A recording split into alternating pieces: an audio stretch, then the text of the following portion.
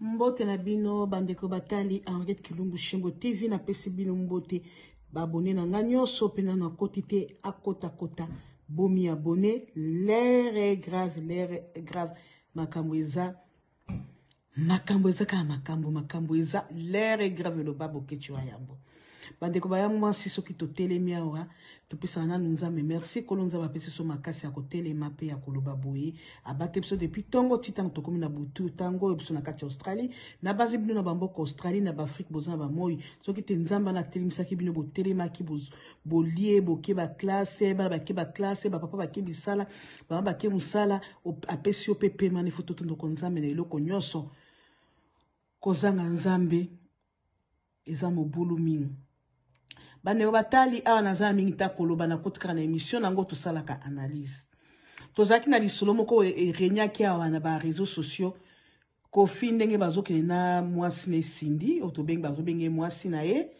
danseuse na ye musicienne na ye ndenge bazaki na kati ya mutuka po bapesa na bise balobi te eloko wana ezalaki zuwa tant Kofi akendaki na Paris na anniversaire ya mwana ne Didikson tanga komi kuna esengo bazalaki nango kobina bazalaki kobina na mwasi na ye kolia wanda kolia na mwasi na ye epesa ki Cindy le cœur zuwa donc zuwa nde salaki te Cindy le cœur abimisa video na zango video moko akala so basaka babonuma basaka bonuma la cache siko asalaki atindiki yango apesa ba journaliste moko babimisi yango batiango na ba réseaux sociaux pote tangu mwasi Kofi akomona tango na Kofi aza na Paris tanga akena Paris anniversaire mwana na yewana tango Kofi akomona mbala moko mwasi na komona apike crise donc abebisa libota mobala bato saka mobala bato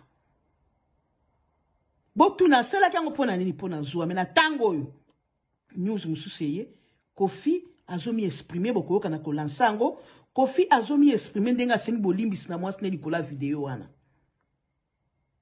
mwana na ye akotaki na ba réseaux sociaux asiliki azu effacer ba photo so papa na ye epesaki mbutu mwana nda akomeki kobundela mama mwana sasa kolisi mama sasa kolisi mwana mwasi papa soka ki kozwa mwasi mwana nda za koloko ambanda mwana bundelaki asilikaki aifasi ba photo so papa na ye lelo tozi news Kofi asengi bolimbisi mingi na alia soka alia mama bana na ye asengi bolimbisi kala mingi te nazola nsango eloko na kosenga bokoto koto bomi abonné ale Régie betela biso Kofi olobini osengi alia nini pona par osengi alia pardon pona likambo ya video Cindy alansaki boyo kandenge Kofi akosenga bolimbisi na nyonso akoloba na kati ale Régie bolase oh mais c'est Kofi olobini pona alia olobini ni pona video opesana ki business Cindy olobi yango nini osengi pardon ake kota Kofi loba olobini banda la vidéo qui fait tourner, qui fait tant de bruit. Cette vidéo, j'aurais préféré qu'elle n'existât pas. Je me suis excusé auprès de ma femme. Je m'excuse encore publiquement. Je ne suis pas fier de ça, mais ce sont les choses de la vie. Je sais que elle qui m'a supporté, je dis bien supporté, 26 ans, ouais. On est dans la 27e année, elle se dira à un moment donné que bon, ces choses-là, ce sont des choses de la vie. Ça, tant qu'il y a la vie, il y a toujours des intempéries, des choses. Mais je peux plaider non coupable. Toutefois, je dis publiquement que je m'en excuse. J'aurais préféré que cette situation-là n'existe pas. Mais les gens, il faut qu'ils comprennent aussi qu'il y a la vie des hommes, des êtres humains. Nous sommes des humains. Kofi Olomide, c'est un parent, c'est un papa aussi. Je ne suis pas chanteur 24 heures sur 24. Moi, j'ai un plaisir fou chaque matin à prendre dans mes bras chacun de mes enfants au réveil.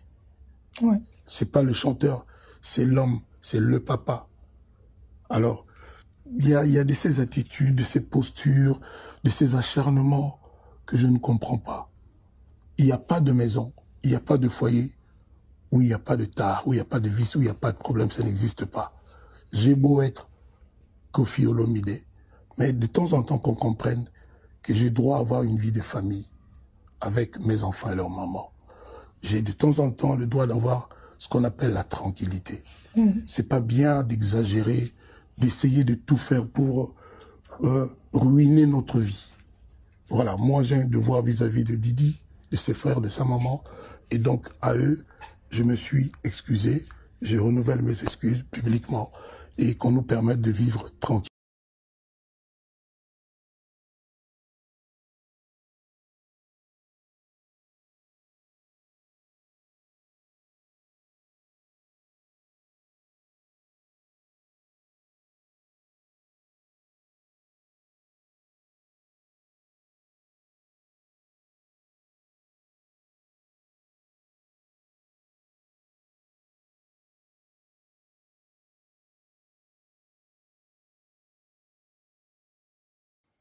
Ok, baya mwasi, baya mobali, na banzi bolandi video na tina suka, ndenge Kofi alobi, ndenga sengi bolimbisi, ezaki nde zuwa. Na mobala batu yaya. Abala yote, oh di. Alobi, bomioki ndenga mi exprimer, donc, bo condamné te, ali ya pa kolimbisa mobali na ye, masolo koleka kitoko nsa papa bala na ye. Ye moko kutu mwasi atomboka kite, asilika kite, me mwana, nda bundera kie. Nous mona bozo comprendre. Donc, aza mwasi na aza papa bana na ye. Donc, tokota kota na makama mabala batute.